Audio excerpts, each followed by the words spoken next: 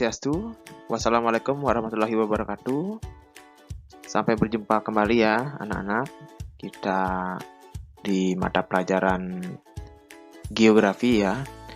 Di media pembelajaran pola interaksi desa dan kota. Bersama Pak sendiri, Iwayan Edi Setiawan. Kali ini kita akan melanjutkan pertemuan kita ya, atau subbab desa dan kota, yaitu materi tentang kota. Nah, namun sebelum kita ke pembahasan ya, tentunya kita sudah sering sekali mendengar istilah kota ya. Nah, kira-kira apa sih bayangan kalian ketika mendengar kota ya? Jadi apakah itu kota sebenarnya? Nah, di bayangan kita, mungkin kota itu adalah suatu tempat yang ramai dan banyak penduduk, banyak juga kendaraan yang ada di sana, banyak gedung bertingkat dan yang lain ya.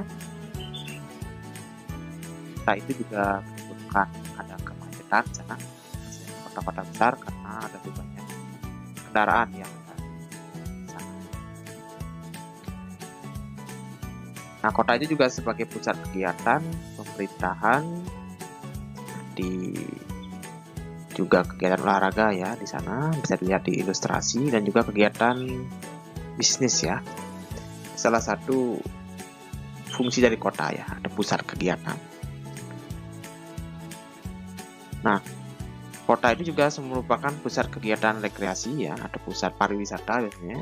Banyak sekali objek-objek wisata yang ada di kota. Dan kota itu juga merupakan suatu pusat di mahasiswa yang menuntut ilmu di daerah perkotaan. Nah, kota itu juga merupakan pusat perbelanjaan. Nah, di sini dapat dilihat bahwa banyak sekali pusat-pusat perbelanjaan yang hadir di daerah kota. Kemudian kota itu juga menimbulkan berbagai macam masalah, seperti salah satunya adalah permukiman kumuh. Nah, ini pun menjadi masalah di kota yang sering sekali terjadi di kota-kota besar di dunia.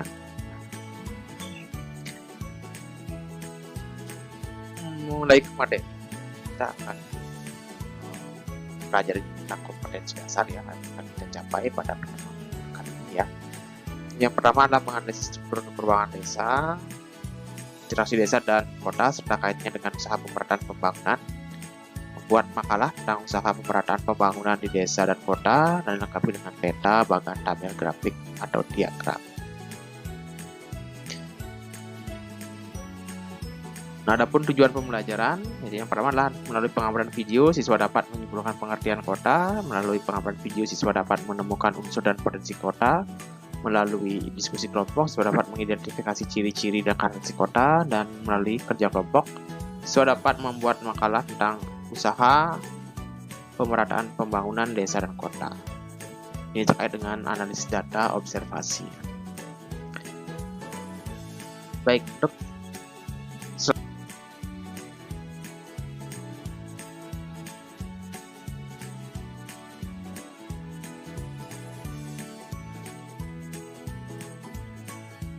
ke materi ya. Jadi pengertian kota secara umum ya, kota itu merupakan pusat permukiman dan kegiatan penduduk yang mempunyai batasan administrasi yang diatur di dalam perundang-undangan serta permukiman yang telah memperhatikan watak dan ciri kehidupan perkotaan. Kemudian selanjutnya, pengertian kota menurut Undang-Undang Nomor 22 Tahun 1999 tentang otonomi daerah menyebutkan bahwa kota adalah suatu kawasan yang mempunyai kegiatan utama, bukan pertanian, dengan susunan fungsi kawasan sebagai tempat pelayanan jasa pemerintahan, pelayanan sosial, dan kegiatan ekonomi.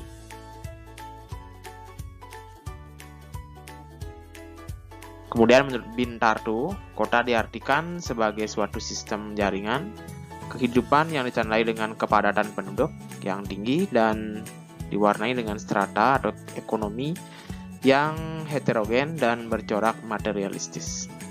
Masyarakat kota terdiri atas penduduk asli daerah tersebut dan juga pendatang. Kemudian pengertian kota kembali menurut Wisworth, ya. Beliau menyatakan bahwa kota adalah salah satu permukiman dengan kepadan penduduk yang relatif besar, memiliki wilayah dan batas yang umumnya bersifat non-agraris. Dan pengertian kota menurut Max Weber, jadi kota adalah tempat yang berbeda di mana penduduk dapat memenuhi sebagian besar kebutuhan ekonomi masyarakat di pasar lokal, ya. Kemudian lanjut ke unsur-unsur kota. Jadi yang pertama harus ada anonymity.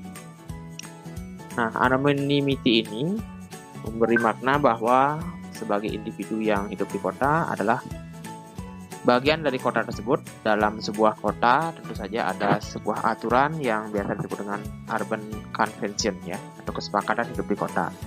Di mana urban convention ini dibagi menjadi dua, ya, atau kesepakatan hidup di kota. Yang pertama legal convention atau peraturan umum masyarakat kota, dan cultural convention, ya, atau aturan yang tidak tertulis atau budaya masyarakat kota.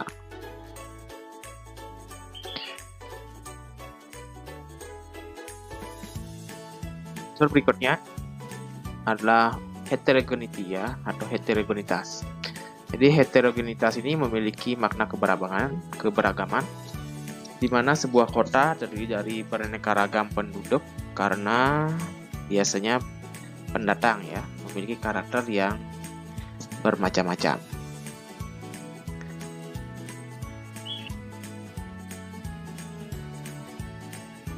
Unsur kota berikutnya adalah density.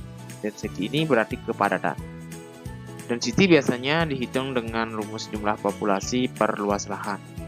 Semakin banyak jumlah populasi per meter persegi berarti kepadatan di suatu daerah semakin tinggi.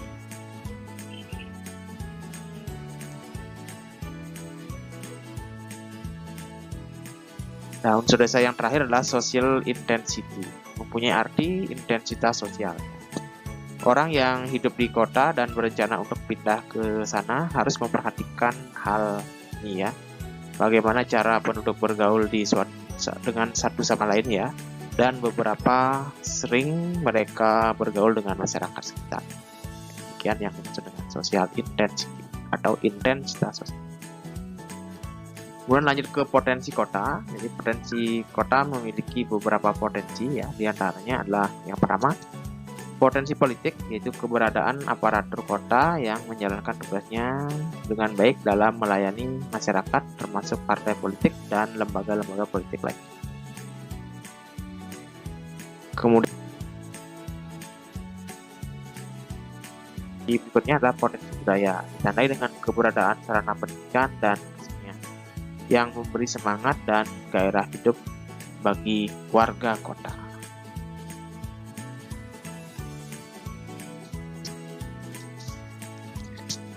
Baik, berikut potensi ekonomi. Jadi potensi ekonomi ditandai dengan terdapatnya fasilitas-fasilitas perekonomian seperti pasar, pusat perbelanjaan, bank, dan kawasan industri.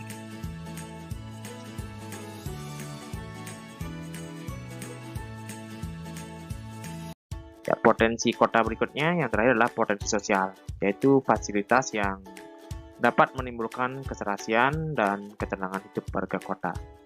Contohnya tempat ibadah, rumah sakit, tempat hiburan, badan atau yayasan sosial, dan organisasi sosial.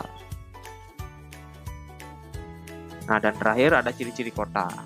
Ciri-ciri kota ada dua, yaitu ciri-ciri fisik, ya, yang pertama, dan ciri-ciri non-fisik.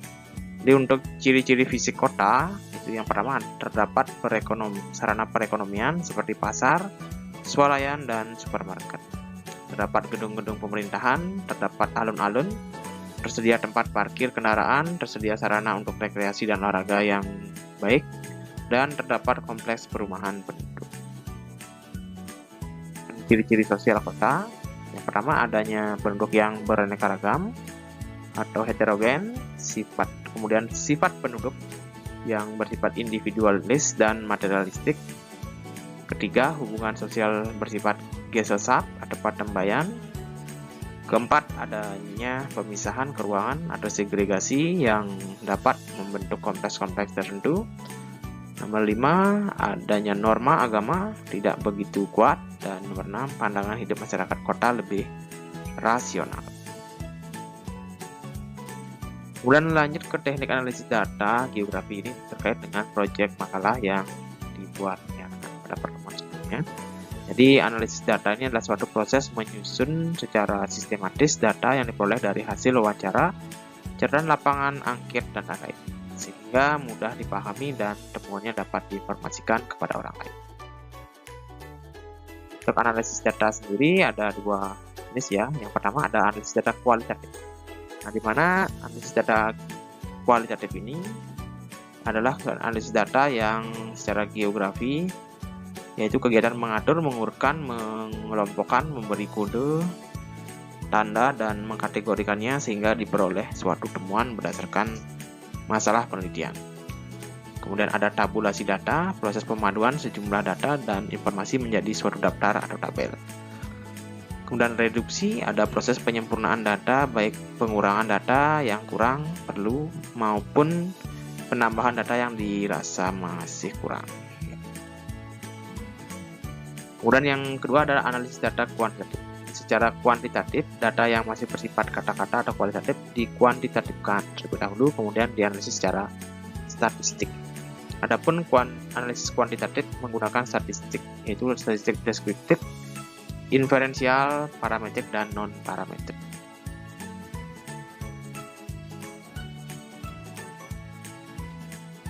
Nah, jadi kesimpulannya yang sudah kita pelajari pada kesempatan media geografi kali ini ya anak-anak adalah yang pertama adalah pengertian kota, kemudian yang kedua adalah unsur dan potensi kota, yang ketiga ciri-ciri kota, dan yang terakhir adalah analisis data, kegiatan PJBL, makalah, potensi wilayah desa dan kota. Terima kasih sudah menyimak video ini dari awal sampai akhir ya. Tetap bersemangat dan selalu belajar ya anak-anak. Dan sampai ketemu pada video-video media pembelajaran berikutnya. Akhir kata Pak ucapkan terima kasih dan wassalamualaikum warahmatullahi wabarakatuh. Om Santi Santi Santi Om.